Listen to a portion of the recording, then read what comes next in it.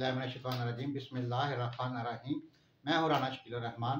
Programme अवामी मसाइल के साथ तब्दीली और उसका मज़ा पार्ट 4। नाज़रीन, सबसे पहले आपको बहुत बहुत मुबारक हो कि पाकिस्तान ने अफ़गानिस्तान से तीसरा बड़ा मैच जीतकर बहुत बड़ी कामयाबी हासिल की है। अब आते हैं प्रोग्राम के दूसरे हिस्से की तरफ।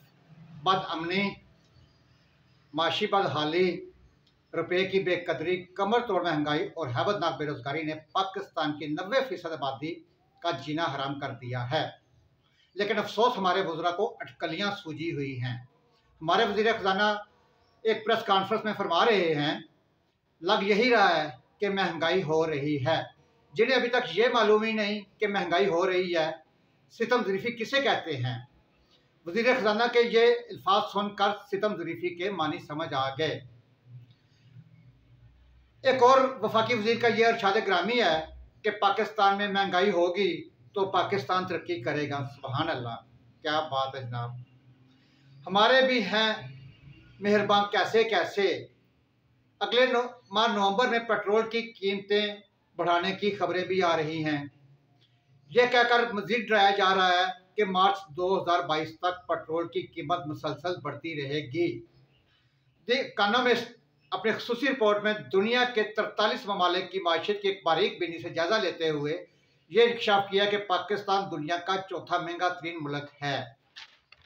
महंगाई, बेजा टैक्स, बेरोजगारी की वजह से पाकिस्तानियों की निकलने वाली चीखें तो द इकोनॉमिस्ट ने सुन ली हैं, लेकिन पाकिस्तान के हुक्मरानों तक ये चीखें नहीं पहुंच रही। गवर्नर स्टेट बैंक रजा बाकर साहब लंदन में पाकिस्तानी कम्युनिटी से खिताब करते हुए फरमाते हैं कि रुपये की कीमत कम होने और डॉलर की कीमत बढ़ने से दरअसल समुद्र पार पाकिस्तानियों को फायदा हो रहा है।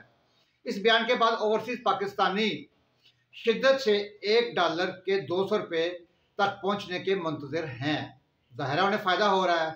जनाब रजा बाकर साहब, क्या बात है आपकी।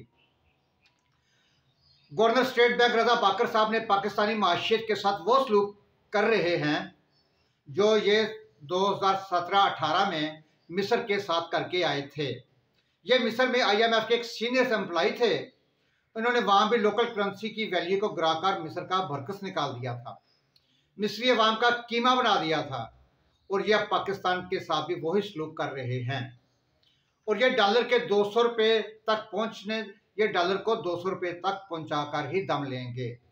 और आज भी इसहाक डार को डॉलर 104 रुपये पर रखने पर बुरा भला कहा जा रहा है, जबकि रजा बाकर को शाबाश मिल रही है। वेल डन रजा बाकर, वेल डन। ये कहाँ की अक्लमंदी है। नाज़रीन, 3.25 सालों में ऐसी सैकड़ों मिसालें दी मिलेंगी आपको कि जनाब वज़ीर आज़म इमरान खान साहब के मारूफ वज़ीर कुछ यूं इरशाद फरमाते हैं कि पाकिस्तानी दुनिया का कोई अनोखा मुल्क नहीं है, सारी दुनिया में महंगाई हो रही है। इसे कहते हैं अवाम के दुखों और मसाइब व मसाइल से आशना असली अवामी नुमाइंदा। अल्लाह पाक का शुक्र है, वफाकी वज़ीर मसूफ ने यह नहीं कह दिया कि दी इकोनॉमिस्ट की यह तहकीकात फेक न्यूज़ है। यह हकीकत है, कोरोना की वजह से पूरी दुनिया में महंगाई हुई है। लेकिन हुकूमत यह भूल गई है कि यूरोप में कम अज़ कम तनख्वाहें जो एक मजदूर, फैक्ट्री वर्कर या कोई भी छोटे से छोटा मजदूर 1500 यूरो तनख्वाह ले रहा है। और ये पाकिस्तानी रुपयों में 3,05,000 बनते हैं। और ये पाकिस्तानी मजदूर या वर्कर 18 से 20,000 रुपया तनख्वाह ले रहा है। चुनाचा आमदनी यूरोप के मुकाबले में 14 गुना कम है और महंगाई यूरोप के बराबर। ये कहाँ का इंसाफ है और अवाम ये जुल्म कहाँ तक बर्दाश्त करेंगे। हुकूमत को ये मानना होगा कि इसकी बैड गवर्नेंस और मिसमैनेजमेंट अब मुल्क के तमाम अदारों को मुतासर कर रही है। आज से 3 साल पहले गुर्बत सिर्फ गरीब शख्स तक महदूद थी, लेकिन अब यह अमीरों को भी मुतासर कर रही है। अमीर भी अब मुलाजमीन का बोझ बर्दाश्त करने पर तैयार नहीं है। पाकिस्तानी तारीख में पहली बार हुकूमत की गलतियों का खमियाजा पाक फौज को भुगतना पड़ रहा है। लोग इस्लामाबाद की हिमाकतों पर रावलपिंडी की तरफ देखते हैं। वजीर आजम, वज़रा आला और वज़रा सरेआम कंधे पर हाथ रखकर अपनी गलतियां रियासती अदारों के खातों में डाल रहे हैं और रियासती अदारों को इसका शिद्दत से एहसास हो रहा है। अवामी राय और माशियत अब इन्हें बराह रास्त मुतासर कर रही है और यह हुकूमत को बिला वजह सपोर्ट नहीं करेंगे। लिहाजा नताइज सामने हैं। बलोचिस्तान में वज़ारत आला बदल गई। खुर्शीद शाह 2 साल बेगुनाह जेल से रहा होकर घर आ गए। ऐसा महसूस होता है कि बलूचिस्तान की तब्दीली पंजाब और वफाक पर भी असरअंदाज होगी। हुकूमत के हर आने वाला दिन मुश्किल से मुश्किल तर होता जा रहा है।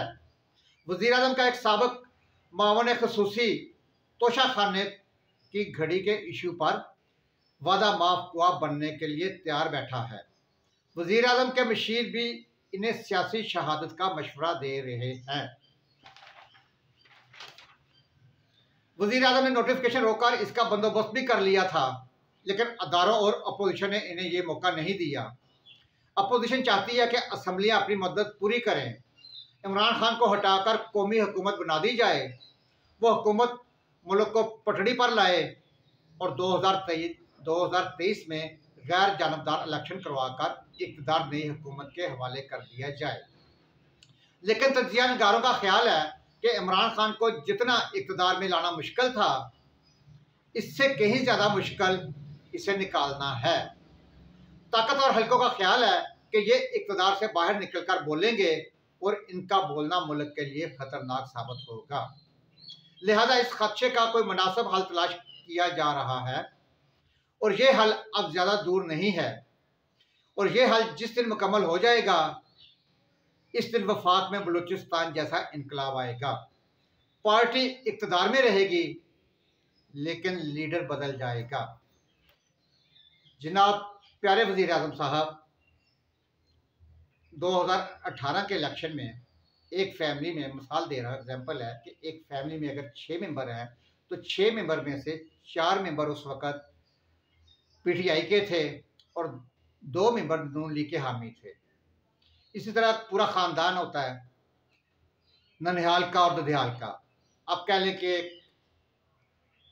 इस तरह ख़ानदान में कोई 50 से 60 मेंबर होंगे। 2018 की मान बात जनाब वज़ीर आज़म साहब कर रहा हूँ कि 50-60 मेंबर जो कि पूरे ख़ानदान में कम अज़ कम मैं बता रहा हूँ कि अगर होंगे तो उस वक़्त 2018 में 40 मेंबर पीटीआई के थे और 20 मेंबर नून लीग के थे। 3 सालों में अब सूरत हाल ये रही है कि जो पीटीआई के वर्कर थे, यकीन करें मेरी बात पे, जो पीटीआई के वर्कर थे, अब वो एक घर में अगर 6 थे मेंबर हैं तो 4 पीटीआई के थे, तो अब वो 4 में से एक बंदा पीटीआई का रह गया है। और पूरे ख़ानदान में अगर 50 से 60 मेंबर हैं तो 50 से 60 मेंबरों में से सिर्फ 2% 2 मेंबर पीटीआई के हामी रह गए हैं। वो 2 मेंबर वो वाले हैं जो कहते हैं कि खान साहब ईमानदार हैं, लेकिन इन्होंने अपने इर्द गिर्द जो टीम बनाई है, उस टीम ने मुल्क का बेड़ा गर्क करके रख दिया है। खान साहब, अभी भी मौका है कि आप अगर कुछ कर सकते हैं। मैं खासकर ये अहम जो इशू है इस वक्त मुल्क का सबसे बड़ा अहम इशू, वो है महंगाई। आप रोज़ाना के अखबार देख लें, बड़े से बड़ा अखबार और छोटे से छोटा अखबार महंगाई से भरा पड़ा है। तज्जिया निगार, कालम निगार बड़ी बड़ी सुर्खियाँ सिर्फ और सिर्फ महंगाई के बारे में लिख रहे हैं। कोई भी चैनल उठाकर देख लें आप, हर चैनल पर महंगाई इशू है। पूरे पाकिस्तान में महंगाई पर जलसे जुलूस हो रहे हैं, लेकिन आपकी तवज्जो पता नहीं कहाँ पे है। प्लीज़ प्लीज़ खान साहब, पाकिस्तानी 22 करोड़ आवाम का सोचें। नाजरीन, इस प्रोग्राम के साथ इजाज़त दीजिए। तब्दीली और उसका मज़ा कंटिन्यू है। अपना, अपने घर का, अपने शहर का अपने खूबसूरत प्यारे पाकिस्तान की सफाई का खास ख्याल रखें। सफाई निसफ़ ईमान है। पाकिस्तान जिंदाबाद, पाइंदाबाद। अल्लाह हाफिज़।